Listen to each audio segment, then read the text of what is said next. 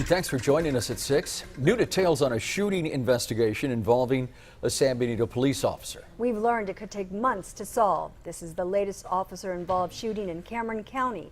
It was a pursuit that turned deadly. It happened last week north of Ranch Park Road in San Benito.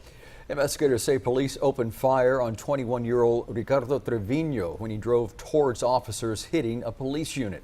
The Trevino had led officers on a chase right before the shooting. It's now being investigated by the Texas Rangers. Channel 5's Angelo Vargas tells us how Cameron County District Attorneys handle these types of cases. Angelo. Cameron County District Attorney Luis Saenz tells us the process, the average time period a case takes, and when an officer should discharge his or her firearm.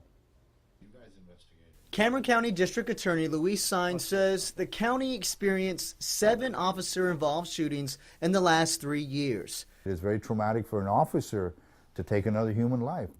Saenz explains each police station in Cameron County agreed to a certain process under these circumstances. When an officer with their agency is involved in an officer-involved shooting, that they are to immediately withdraw from the investigation and turn the investigation over to the Texas Rangers. The latest case involves a pursuit turned into a deadly shooting out of San Benito. Investigators say 21-year-old Ricardo Trevino was speeding, then a chase ensued. Officers say Trevino drove toward officers hitting a police unit. It's now being investigated by Texas Rangers. Saenz tells us it takes a while for a case to be completed. They do take quite a while because the Texas Rangers, to their credit, do very thorough investigations. The average is probably about maybe 2 to 3 months. Saenz explains once the Texas Rangers investigation is complete, his office turns the case to a grand jury. And the grand jury passes on whether or not, the question is whether or not the officer was justified in using deadly force. Saenz explains discharging a firearm is the last option for any officer. District Attorney Saenz says any agency part of an investigation or officer-involved shooting must report the incident to the Attorney General's office.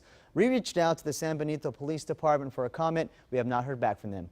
In the Channel 5 News studio, Angelo Vargas, Channel 5 News at 6.